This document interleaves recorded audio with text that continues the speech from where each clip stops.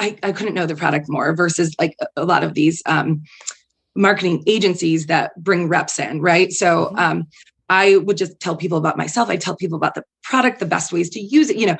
You should add strawberries to this, and this one's good for the mimosas, and that kind of thing. And that ties into the sales on the to the retailer, because the thing that they're trying to avoid is making buying 5 cases, for example, from me, and it's sitting on their shelf and taking up space and rotting there. And not only is it a good product that I feel they can get behind on its own, but I locally can say to them, and I will make sure I will come here myself for these 3-hour tasting slots, and I will sell I'll sell it myself if I have to. I won't let it sit on your shelves. Right. I will grow your consumer base in this market. And welcome to Rochester Business Connections, powered by Balbert Marketing, LLC, where I get the chance to chat with Rochester, New York's very best business owners, entrepreneurs, and thought leaders. I am your host, Ben Albert. Don't forget to subscribe, and remember, we don't do advertisements. My fee for this show is simple. If you gain value from the episode, personally share with a friend and explain your favorite part. Let's get started. I am here with Andrea Weigand. Andrea, what's up? How are you today? I'm good. How are you? I'm good. I'm excited. Thank you for having me. I'm excited. I'll give a little backstory here because I think it's funny how we met. Right. Every year, Greece, forgetting the Four name. Seasons. Four Seasons in Greece. Yeah. Can't believe they did it with COVID. I mean, wore masks and everything, but they do a wine tasting every year where there's wine, there's liquor, there's beer. It's totally free. And I never bring work. Like, I do not mix work and play all the time. I network a lot. I own a business. But when I'm at a wine tasting, I'm just there to drink wine. I'm not there for business stuff. But my girlfriend loved your Bubbly so much that she asked the rep. She's like, you need to have them on your show. This is the best stuff ever. And the rep that was there tonight connected us.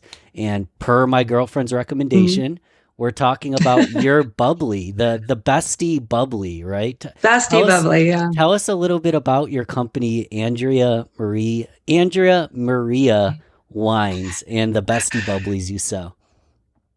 So I have a pretty unique business model for having my own brand and my own line of wine. I think the assumption that people make right off the bat is that I own a vineyard and I make my own wine, which is not the case. I actually have the wine made in California and we ship it out here, and I use that. And starting off, it was negotiating and working with a bunch of different wineries to find exactly the wine that I wanted for my line, and finding a business model to match that. So, basically I have the wine made in California. I own the brand.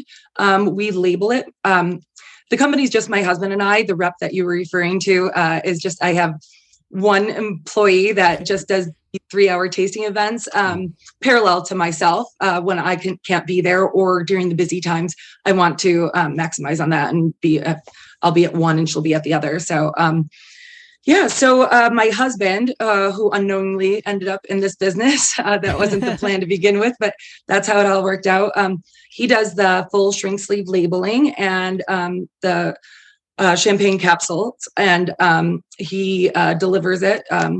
We have a warehouse downtown. He delivers it to local stores, and that's basically. So basically, I am my company, as I'm a New York State wine wholesaler. I'm a distributor.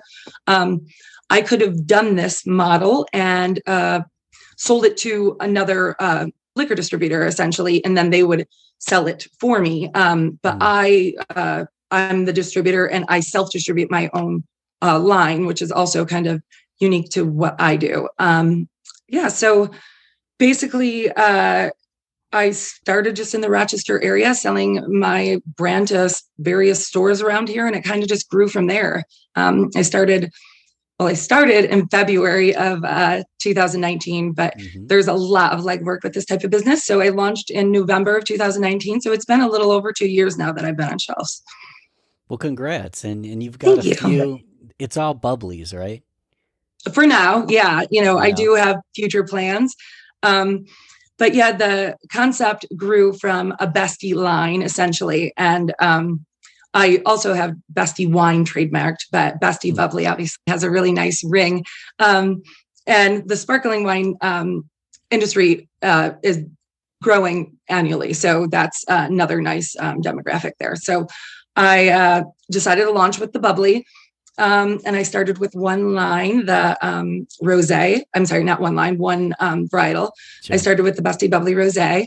And now I have 3. I have a Brut and a Moscato as well. So it's a little bit of something for everyone as far as sweetness goes. And yeah, it's been working out really well. I would like to do a Bestie wine for a few different reasons. Some people just don't drink bubbly, and really there's higher sales in still wine, even though I do kind of have a niche market. And then also, not to get into uber details, but excise tax is a big part of our expenses in this industry, and sparkling wine is insanely more than still wine. So, there's a better margin there as well. So that's something I really look forward to coming out with, as well as a bridal line that I've developed. I hope some of the listeners are into supply chain management, because I'm new to this stuff and it just blows my mind. I didn't know that you could start a winery without starting a vineyard. To be honest, most people don't know that, even in this industry. It really is that unique of a business model where, some of these big stores I'm selling to, people that have been in this industry a really long time, they're like, wait, what do you do? How do you do it? So it really is just, I came up with the concept of a friend-shipped niched wine. And to my surprise, no one was doing it. It blew my mind. And I just researched incessantly, obsessively, for a way to be able to do this without, I even looked into what it would take with home wine kits to start small and make it myself. But how can I do this? This needs to be done. I know this will sell. I believe in it. I had a passion for wine. How can I do this and manage my overhead? And with Tracy Jong, who's an amazing attorney, right here on the West Side. She's right in Chilai. She is just a wizard when it comes to liquor laws. And we kind of just built this. And it's not unheard of, but it's just not common. And like I said, there is a few other lines, one locally, but they import it in, and then they from California as well, but they use a distributor. But I'm like, this is my backyard.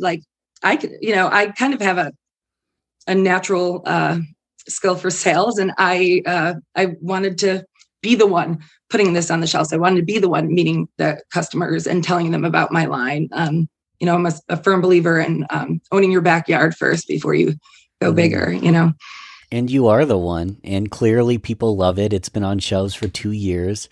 Where did this entrepreneurial mindset, where did the spirit come from? I don't know where it came from per se. It's just something I've always possessed. Almost annoyingly so to my friends. Well, I don't know if it annoys them, but it's just part of who I am. Since I, was young, I remember in high school, I would always, that would be such a good business. That would be such a good idea. And, in my 20s, some people, very fortunately, have the resources to be able to start something. So that wasn't the case for me. And I started in a career in medicine. I'm a respiratory therapist at Strong. And I, that was, and that's very fulfilling to me as a career. But I always the plan for me was always to have something, be my own boss, really create something. I love that. Creating it, being passionate, truly passionate about it. And so I would come up with these, just every random idea you can think of. I got into medicine and I'll just look at things differently, I guess, from other people. I remember going shopping for scrubs and I'm like, God, there's just they're overpriced for the material. Think about how much it costs to make these. And, that's just, and then at the time, it's actually developed a lot since then. That was 15 years ago, but there was the Grey's Anatomy line, and they had cuter ones for younger nurses, and I'm like, there's so many people in healthcare, and all of these girls wear these like one line that's actually catering to them, and like everybody's wearing that same scrub top. Like you can get these made for so cheap. I'm literally talking to my friend that went to FIT. I'm just always trying to develop something, always bouncing these ideas off of people. And in my 20s, before I got into medicine, I was a career waitress, and that's just where my love of wine developed. I was just, not in a bad way, but really drawn to Passion. I was passionate about it and learning about it. I really would soak it in. Like the learning process was enjoyable for me, and my palate like would changed over the years. And when I came up with this after like a tasting event, and just the concept of friendship and wine. Like you can go to any gift shop, you can go to Park Leon, Park Ave, and there's going to be wine glasses that say something about friendship, or an friendship and wine, or the best wines are the ones you drink with friends. It's always like a block of wood, or that costs the same, if not more than my actual bottle of wine that says the same thing. And you get the wine included. So the packaging concept, I just started snowballing, and I wanted to make a way, and I Googled it, and I was like, oh, there isn't one. There's not a wine that's about drinking wine with friends. Like nobody's, this just giant industry, and there's so many niches, and nobody was doing it. And I was like on a mission. I'm going to figure out how to do this. And there was naysayers and along the way, and like, oh, everybody wants to be in this industry. Like it's never works out, and blah, blah, blah. And I really stayed true to what I knew was what would sell and what I was passionate about. And I went with my gut on this one, and it was my first business. So. Well, congrats. I mean, you're on I'm fire. not talking too fast. I hope I'm not talking too fast. I have a habit of talking fast. I want to talk about your passion for wine a little bit more in a moment, but short question. Have you thought about being on Shark Tank? So a few people have brought that up to me. That's so funny. I of course I would take the opportunity. I guess in like a big pool of applicants, I don't know. I have thought about it, but not seriously. And to be honest, if I'm being perfectly honest, you give away part of the ownership of your company there. And I've had, you don't want to do that. I've had offers already for, to expand in different areas for like a percentage. And I'm slow and steady wins the race. I'm going to try to do this on my own if I can. I love that. And you're doing it on your own. You're passionate about it. So you're going to be successful. I'm wondering in terms of, so you don't have a vineyard. You had to find the right person to make this wine. And this is your baby. This is your business. This is your creation. You spent months and months just doing paperwork to make it possible. Yeah. How do you choose the right supplier? How did you find the perfect supplier for your bestie Bubbly? It was a process, and I'm not saying if I went in a different direction, it wouldn't have had the same outcome, but I was just really specific about what I wanted. And it had to be something that I could get behind, but was also marketing to my demographic and my consumer base. Because my taste is extremely dry, right? I like, I shouldn't say extremely, that's not entirely true, but I prefer like a light bodied red or an oaky Chardonnay. I like, a drier champagne. But I also like a little bit of sweetness to it. I know sweet sells, right? So I wanted, the rosé was just perfect. It's only 2.8% residual sugar, but it has these amazing fruit notes, like very fruit forward at the, when you first take a sip, great strawberry notes, and then a drier champagne finish. It was just so balanced and perfect. And I just felt like if this is the only one I do, like I love it, but I feel like, and it really kind of embodied my whole mission, my whole mission statement, like the best wines are the ones you drink with friends. This like appeals to such a broad spectrum of palates. It's like one of the few wines that I can drink and enjoy with my friends that like sweet wines. It really, it's and it makes a great gift because of that. If you don't know what, somebody is into. So, I mean, really when I found that rosé, I was kind of sold. But there was a lot, when it comes to supply chain that I had to take into consideration. Logistically, I have, a tractor trailer that I have to send with, I think I sent anywhere from a minimum of, my first shipment was 330 cases. So how many pallets was that? 6?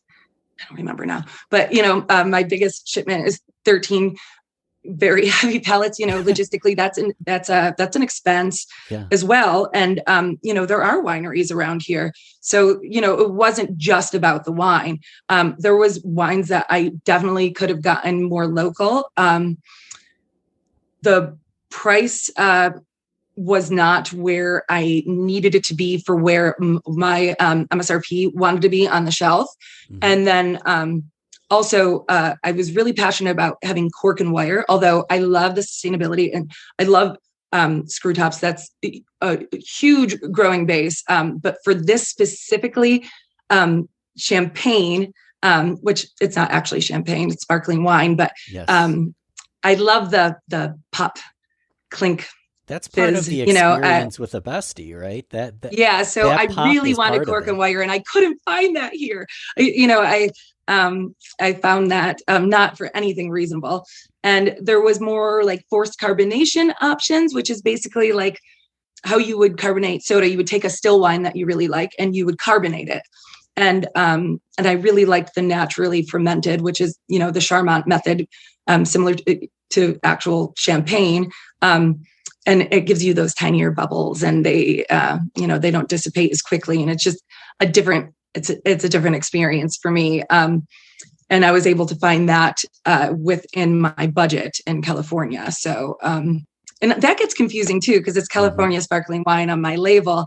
But I'm, a Rochester, New York girl. So word of mouth is kind of important to know that people realize this is a local business, and I have really tried to get that word out. And I think I am doing a decent job. I mean, obviously there's plenty of more people that can find out, but the store owners, like, here it's small business. People spread the word and they help promote me. And that's been really nice. So yeah, I mean, you can sell this nationally, but you are a Rochester girl. You're a local business. What stores currently can I get your wine? I know I can buy it online on the website, but what Rochester stores can I find it in? Well, it's interesting you said that. So you can't buy it online on my website because I'm a wholesaler. Got it. So I cannot, that's my limitation, which I get a lot of people reaching out directly to me to buy it. As a wholesaler, I legally cannot sell directly to consumers. I can only sell to retailers. But you can get it online through tipski.com, and Market View and Lisa's can as well. But in the stores locally, I think I'm in about 65 stores now between Rochester, Buffalo, and Syracuse. Rochester and the outlying areas being by far my biggest market, just a few in Syracuse and a good handful in Buffalo.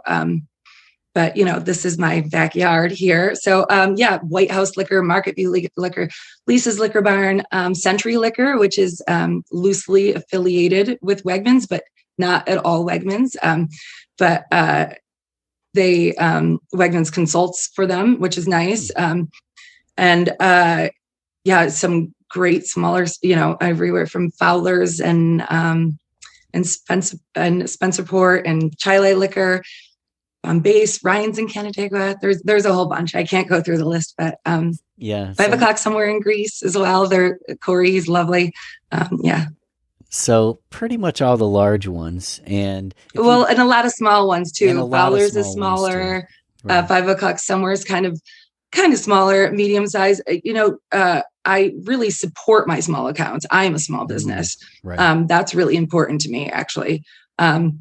Just sometimes, but honestly, even the bigger stores are privately owned. That's the cool thing about New York. You're not going to go into Walmart or Target and buy a bottle of wine like you will in most states, not all.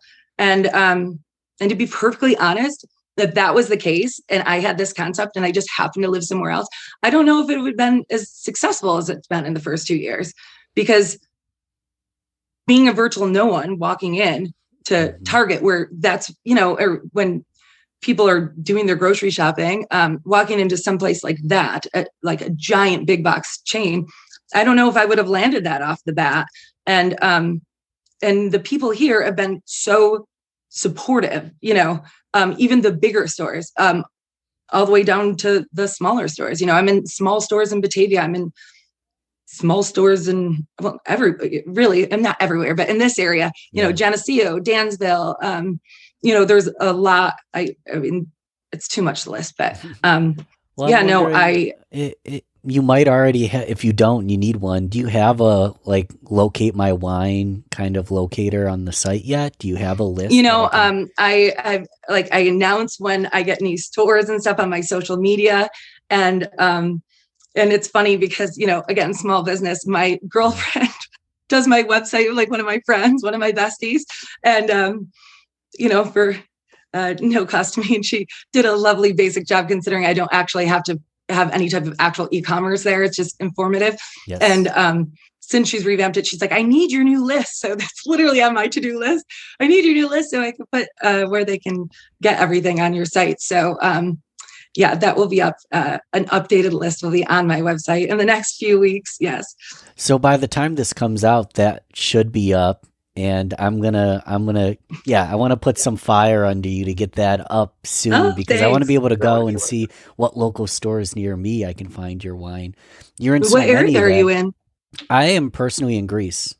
I am basically, so I just moved to Greece. So not north. I'm basically the start of North. I'm Greece, like normal Greece. I'm near Ridgemont Wegmans.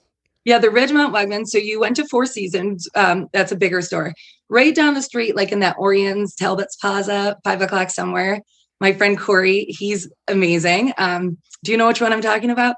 A cool story about him is when he was one of the first 2 days I just started randomly doing sales calls, not having any established relationships. And I have to be honest, there's people that were more welcoming than not. Some of the people that weren't, interestingly enough, contacted me, in the future to wanting to carry it.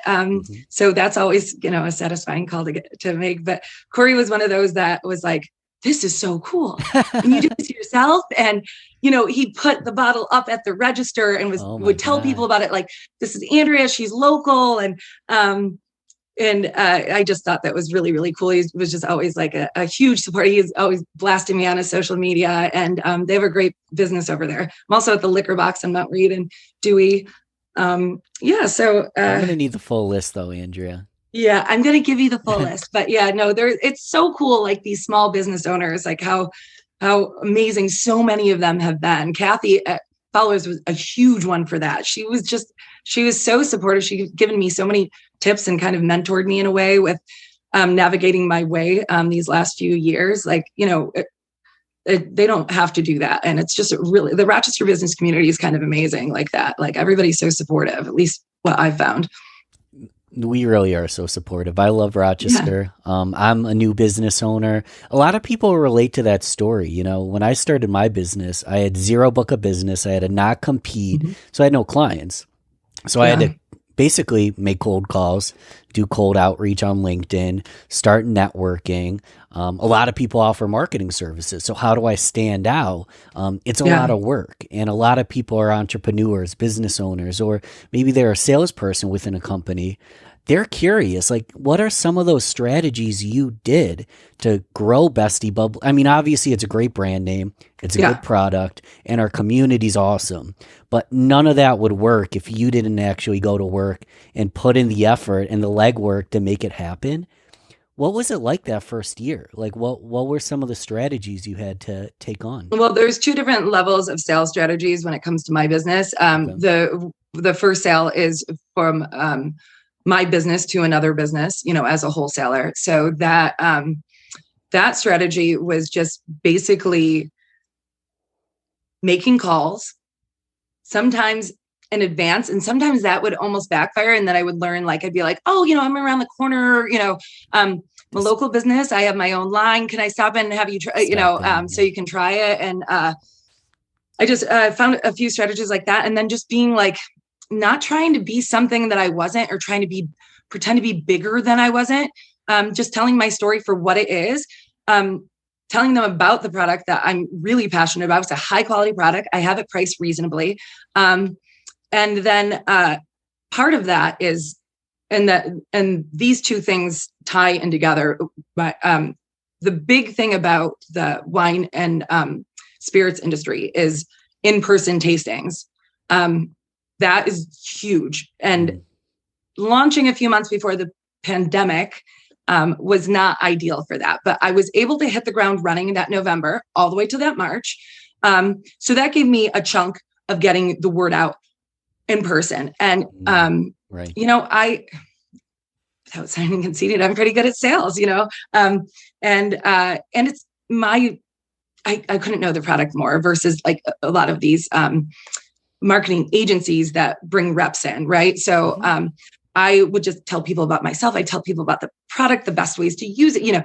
You should add strawberries to this, and this one's good for the mimosas, and that kind of thing. And that ties into the sales on the to the retailer, because the thing that they're trying to avoid is making buying 5 cases, for example, from me, and it's sitting on their shelf and taking up space and rotting there. And not only is it a good product that I feel they can get behind on its own, but I locally can say to them, and I will make sure I will come here myself for these 3-hour tasting slots, and I will sell I'll sell it myself if I have to. I won't let it sit on your shelves. Right. I will grow your consumer base in this market. And so yeah, that's how I have gotten new customers to buy the bottle, and that's how I've gotten new retail locations to pick me up and carry it. That's brilliant from like a sales perspective. It's like what is the risk of carrying my product if I'm willing to walk in and sell every single case of it on my own? Then you look at my, well, that's not to plug my, and then you look at my bottle and the packaging alone, which, I have one of these ring lights, so it's making it look shiny, which it's not. It's like, which is one of the things I'm most proud of with it, is because it's a matte finish, and all the shrink sleeve labels typically on the shelf, if there's very few that the entire bottle's decorated, they're typically kind of that shiny acrylic looking, and mine's completely matte, which makes it stand out on its own. So because of that, logistically, that was a little bit of a nightmare, to be honest. But again, you go with your gut. I was so drawn to that. And that is one of the things that carried me through the pandemic, because the packaging, when I couldn't do it, when I couldn't go and push sales in person for such a big portion of time early in my launch, it would slowly, it was not at the same rate as I would do it on my own, but I was able to survive. And then there was like an internet phenomenon with the wine fairies, and that is not advice I can give. That was a fluke, and I feel blessed for it. And that really kind of launched me. What is that? The wine fairies? Internet? Yeah. So I'm lost. So I launched in November 2019, like I said. Sorry, I'm always dry. And the pandemic hit in March, and there was this kind of local internet phenomenon on social media, primarily centered on Facebook instead of Instagram. Like, people try to get it to take off on the other ones, and they didn't. And it started small, and it was insane. So the few main groups that it started with were the Rona Wine Fairies. That was kind of based out. This girl, Holly, started that out in Palmyra, and then Kristen out in I only know them through this, out in Brockport started one. There's debate which one started it first, so I'm not going to say, but it just within a month, every small community, like there was bigger ones that encompassed everyone, and then every small community had a whole bunch of them, just for Spencerport, just for Greece and surrounding areas, just for Henrietta, Victor. It was insane, and all of them were insanely active, and the concept is so beautiful. It was basically like we're all locked at home, like during the quarantine, like early 2020. You would just kind of post your address, and some people would like dress up, and you would just go around to strangers' houses. Sometimes they put like what kind of wine they'd like, sometimes they wouldn't. And they'd go around to strangers' houses and leave wine on doorsteps. I would do it with my kids. It was like, you'd sneak up and, kind of ding dong ditch style, and it would brighten someone's day. And it was super cute, and really, really, it was just a nice bright spot on this whole dark time. Right. And I had noticed, I just started, but, this was all women, like women only groups. Cause nobody wants to be giving their address out, like when, like with their, profile there or whatever. So like it was kind of a safety measure. So that these groups would put in place. So it was all women. And just from the way my bottle looks and the few people that had tried it, I kept seeing it pop up on there. And then like a few of my friends were like, oh my gosh, are you seeing this? And I'd said like, hi, like, on there, like, you might not realize this, but I live like around the corner, and this is my business, and you guys are helping me survive during a very scary time. I just launched, I'm not able to sell it myself.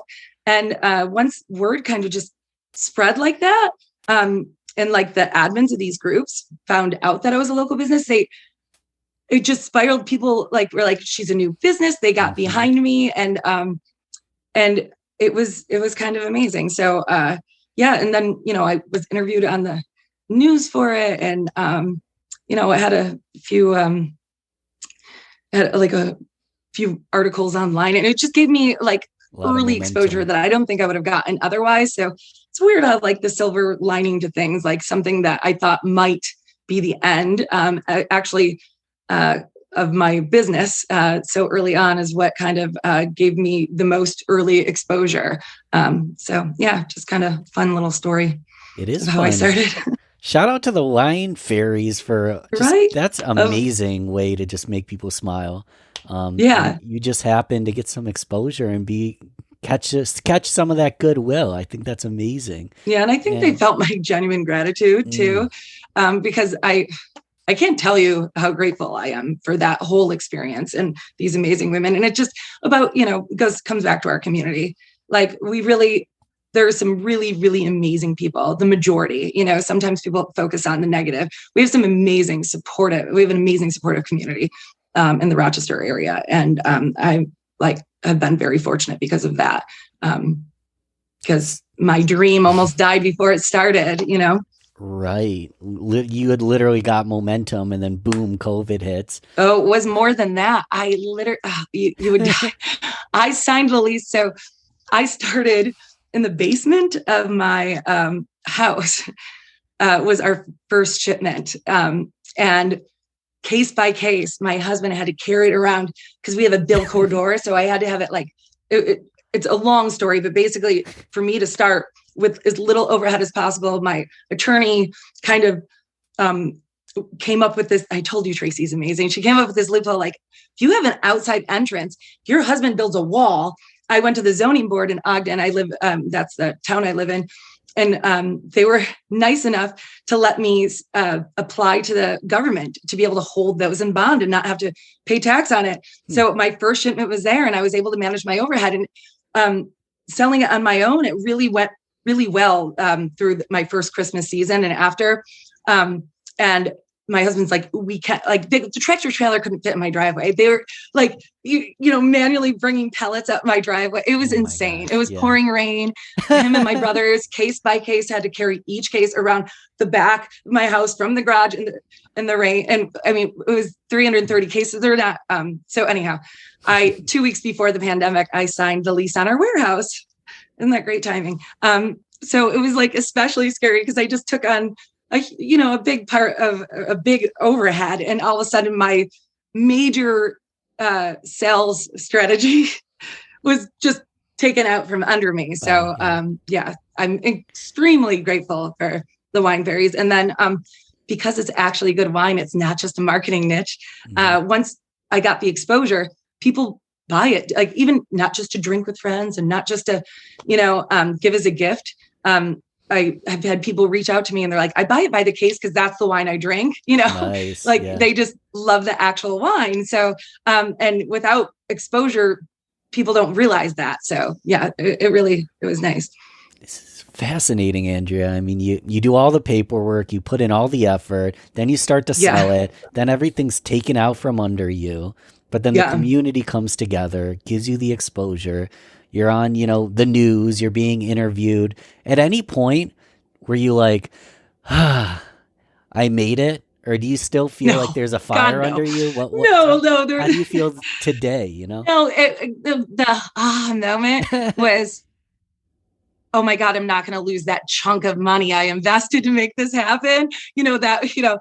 Meaning, that was always, that it's business, it's all budgets and numbers. And I just wanted to make sure that I wouldn't be too much in the negative. Right. So that was the aha moment. But like, I never try to think that far ahead because, regardless of what's going on now, I have much bigger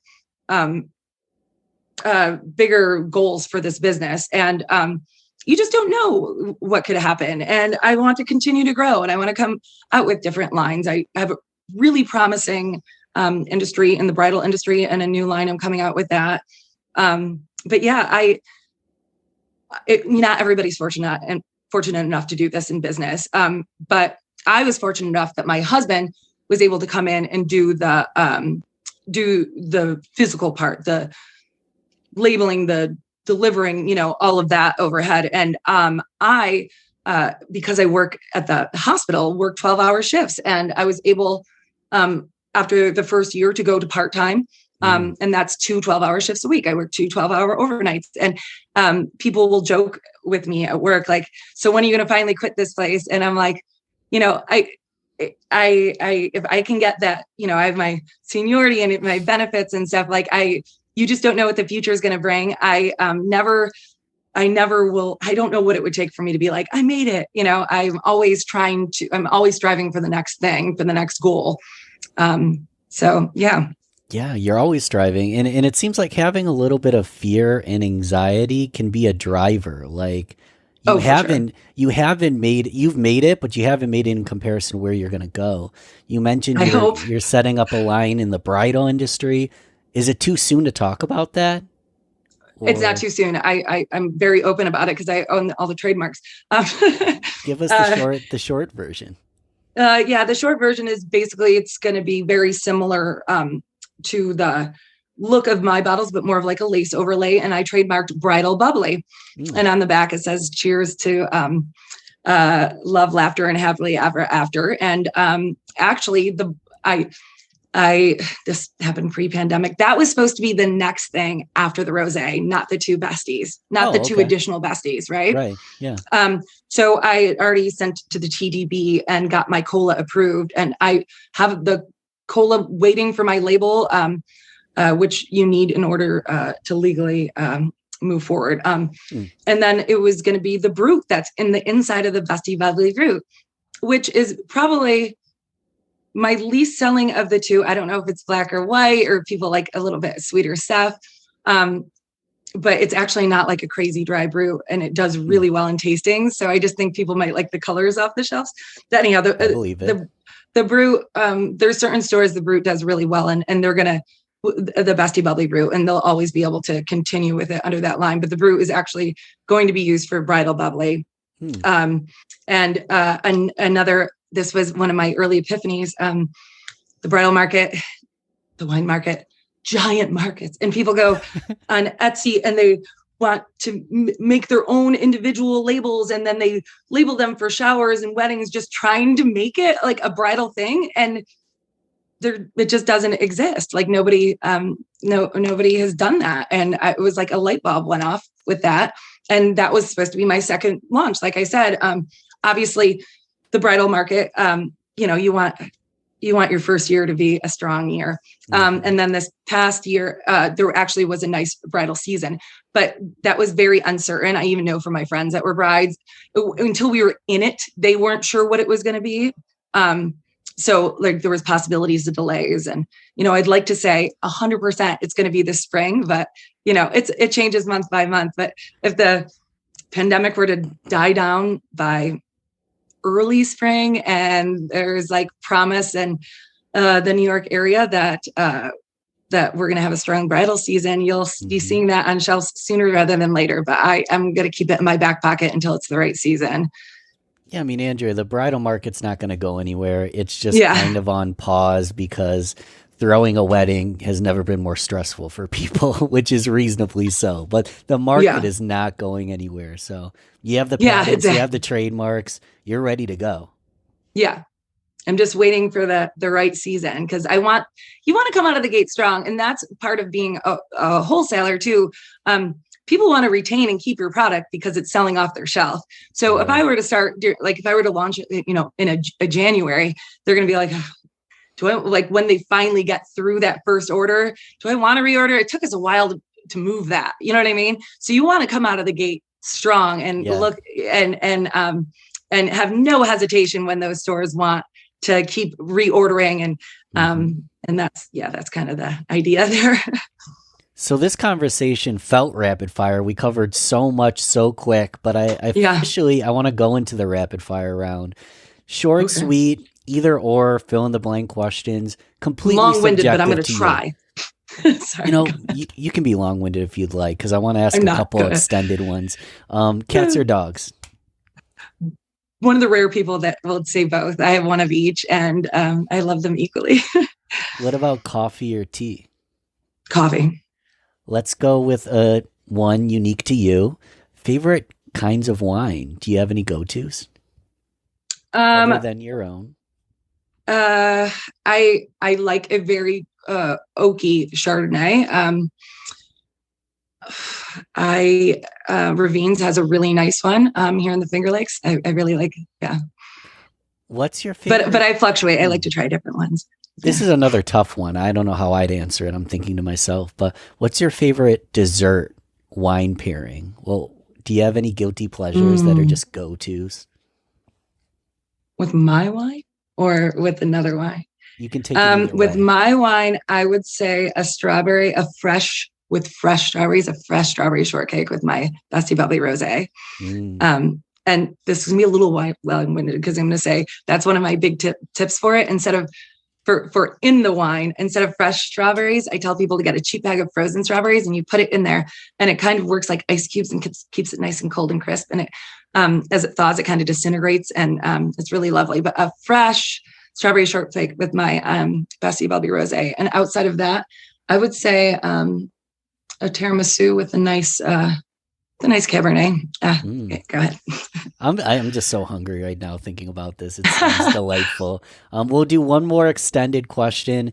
Give people some ideas. So I have Besties. I know they love Bubbly. Is there a bad time to buy them one? What give me some ideas of when to buy a wine, what to do, maybe just fun ways to Excuse my language, but if they just have a shit day, like really, I think that's the best time to give gifts, to be honest, is when they're not, when somebody's just, especially lately in the current climate, like, there's so many ups and downs, and parents are juggling so much. And, students are juggling so many different hurdles, college students, I mean, geez, it's a wine, but